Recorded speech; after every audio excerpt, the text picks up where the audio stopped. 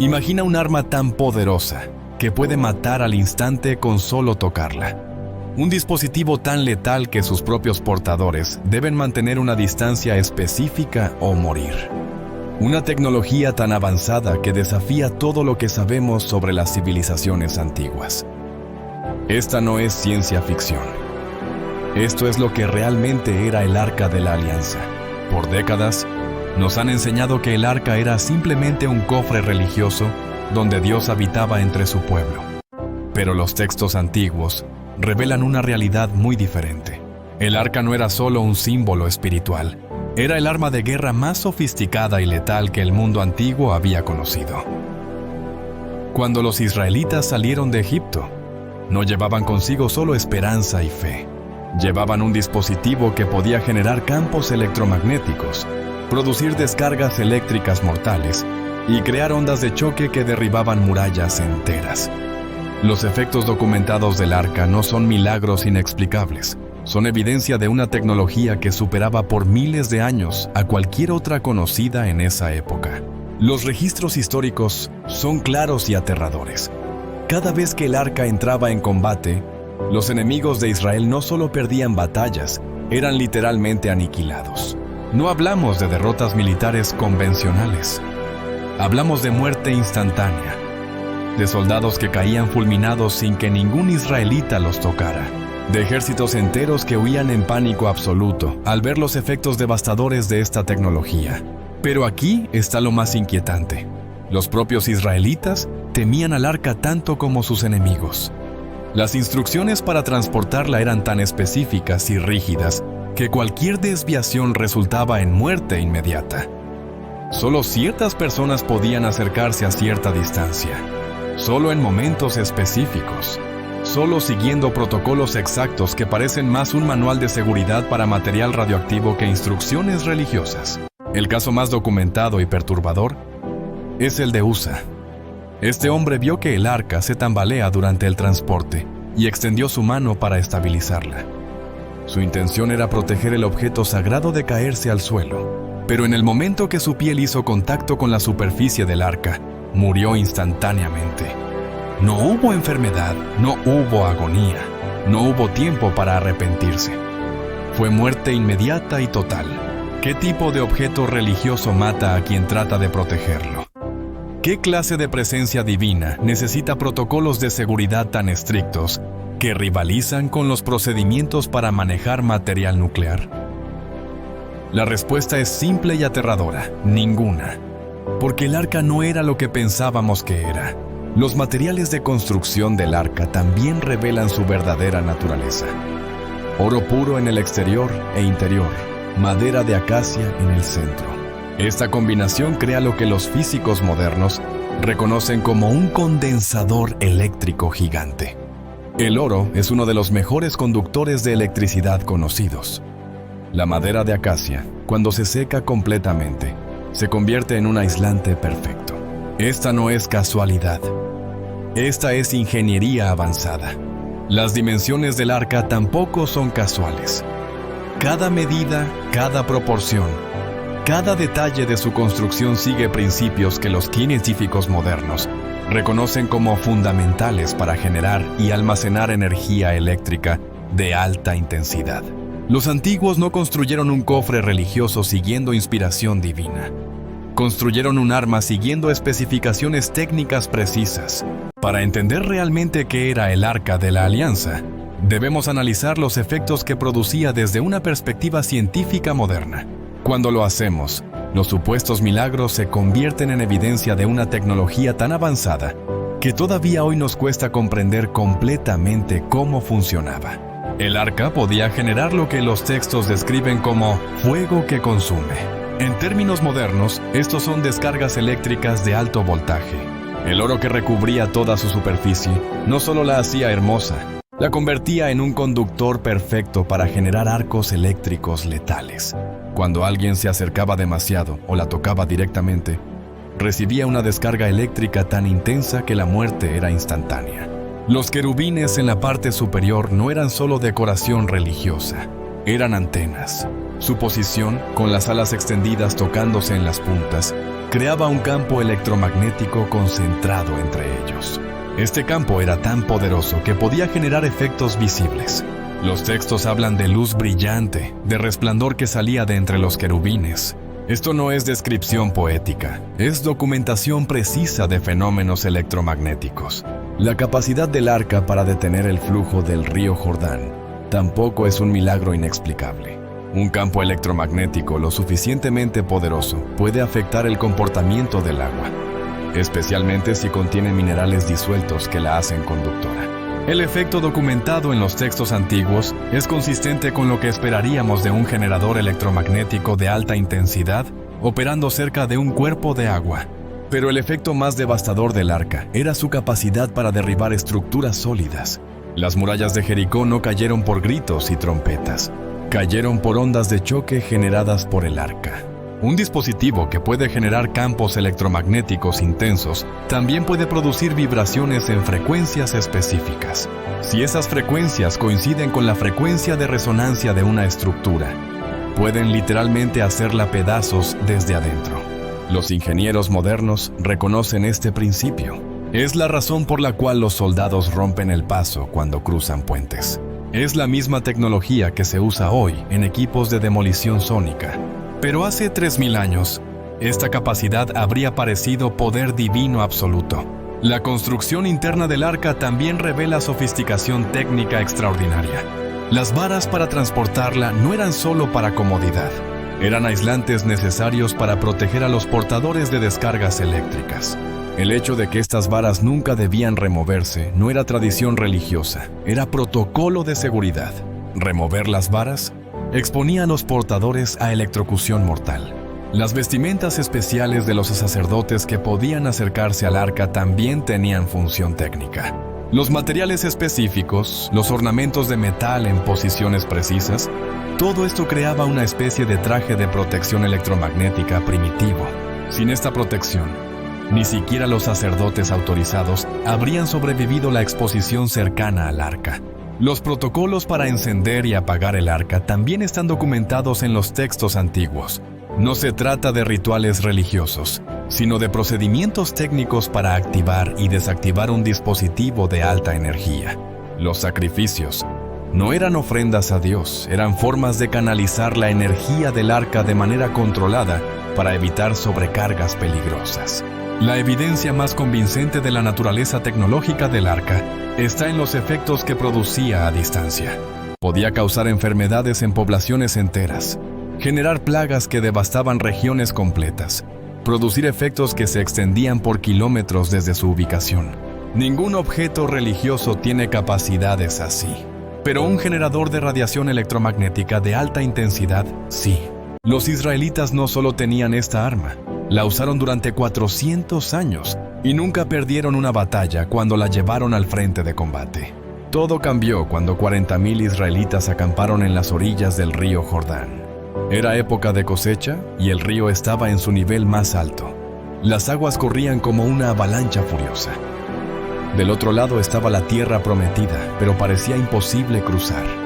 Josué recibió una orden específica de Dios. Los sacerdotes debían tomar el arca y caminar directamente hacia el agua. Los sacerdotes avanzaron paso a paso. Miles de ojos los observaban. Cuando sus pies tocaron la orilla del río, algo extraordinario sucedió. El agua comenzó a detenerse, no gradualmente. De un momento a otro, las aguas se acumularon como una muralla sólida hacia el norte, mientras que hacia el sur el río se secó completamente. 40,000 personas cruzaron en seco. Hombres, mujeres, niños, ganado, carros. El suelo del río estaba completamente firme, pero lo más impresionante era que el agua permanecía suspendida como una pared invisible la mantenía en su lugar. Los sacerdotes con el arca esperaron en medio del río, hasta que el último israelita cruzó al otro lado. Cuando los sacerdotes salieron del agua, el río volvió a fluir normalmente. En segundos, el Jordán recuperó su curso furioso como si nada hubiera pasado. Pero del otro lado, 40,000 testigos sabían que acababan de presenciar un poder que desafiaba todas las leyes naturales. Jericó era la primera ciudad en su camino. Tenía las murallas más impresionantes de toda la región, 6 metros de grosor y 15 metros de altura. Eran murallas dobles con casas construidas entre ellas. La ciudad era prácticamente inexpugnable. Los habitantes se encerraron por completo. Nadie entraba, nadie salía. Josué recibió instrucciones muy específicas de Dios. No habría arietes, no habría catapultas, no habría asedio tradicional. El plan era completamente diferente. Cada día, durante 6 días, todos los guerreros israelitas marcharían alrededor de la ciudad una vez. Los sacerdotes con el arca irían al frente de la procesión junto con 7 sacerdotes, tocando cuernos de carnero. Pero había una condición extraña. Debían marchar en completo silencio. Solo se escucharían los cuernos de carnero. Ningún grito de guerra, ninguna conversación, ni siquiera susurros. Solo el sonido de miles de pies marchando y los cuernos resonando contra las murallas. Los habitantes de Jericó observaban desde las murallas. El primer día pensaron que los israelitas estaban locos. ¿Qué tipo de estrategia militar era esa? Marchar en círculos sin atacar. El segundo día comenzaron a sentir inquietud. El tercer día, la ansiedad se convirtió en miedo. Algo en esa marcha silenciosa era profundamente perturbador. Dentro de la ciudad, las personas comenzaron a hablar en susurros. ¿Por qué no atacaban? ¿Qué esperaban? Algunos recordaban las historias sobre el Mar Rojo, sobre el río Jordán. Otros hablaban del poder extraño que tenían los israelitas. Pero las murallas eran sólidas. 6 metros de grosor puro. Nada podía derribarlas. El séptimo día llegó. Esta vez la marcha fue diferente. Los israelitas dieron una vuelta a la ciudad, luego otra, después otra. 7 vueltas en total.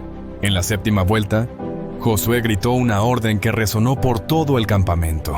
«Gritad porque Jehová os ha entregado la ciudad». 40,000 voces gritaron al mismo tiempo. Los cuernos de carnero sonaron como nunca antes, y entonces sucedió lo imposible. Las murallas de Jericó, esas murallas de 6 metros de grosor que habían resistido siglos de historia, comenzaron a temblar. Primero fueron grietas pequeñas, después se convirtieron en fracturas enormes. En cuestión de segundos, las murallas se desplomaron completamente. No parcialmente, no en secciones. Toda la muralla se vino abajo como si una fuerza invisible la hubiera empujado desde dentro. El estruendo se escuchó a kilómetros de distancia. Lo que acababa de suceder en Jericó no era casualidad. Era parte de un patrón que se repetiría durante 400 años. Los israelitas habían descubierto que el arca no era solo un objeto religioso. Era literalmente el arma más devastadora que existía. Pero tenía reglas específicas de uso. Y cuando las violaban, las consecuencias eran mortales. Los filisteos lo descubrieron de la manera más dura. Durante una batalla, los israelitas trajeron el arca al campo de combate pensando que les daría victoria automática. Pero habían violado el protocolo. No habían consultado a Dios. No habían seguido las instrucciones correctas. El resultado fue desastroso. 30,000 israelitas murieron. Y los filisteos capturaron el arca. Los filisteos celebraron. Habían capturado el arma secreta de Israel. La llevaron a su templo en Asdod y la colocaron junto a su dios Dagón como trofeo de guerra. Pensaron que habían domado el poder de los israelitas. Se equivocaron completamente. La primera noche, la estatua de Dagón apareció caída boca abajo frente al arca. Los sacerdotes filisteos la levantaron, pensando que había sido un accidente. La segunda noche, Dagón apareció otra vez caída, pero esta vez con la cabeza y las manos cortadas. Solo quedaba el tronco de la estatua, pero eso era solo el comienzo. Los habitantes de Asdod comenzaron a enfermarse. Primero aparecieron tumores dolorosos. Después llegaron las plagas de ratones que destruían sus cultivos. Las personas comenzaron a morir de enfermedades extrañas. La ciudad entera se sumió en el caos. Los líderes filisteos decidieron mover el arca a otra ciudad, pensando que el problema era específico de Asdod. La enviaron a Gat. Los mismos fenómenos se repitieron: tumores, plagas, muerte. La movieron a Ecrón. El resultado fue idéntico. Donde quiera que llevaban el arca, la devastación los seguía. Después de 7 meses de horror, los filisteos no aguantaron más. Consultaron a sus sacerdotes y a adivinos desesperados por una solución. La respuesta fue clara.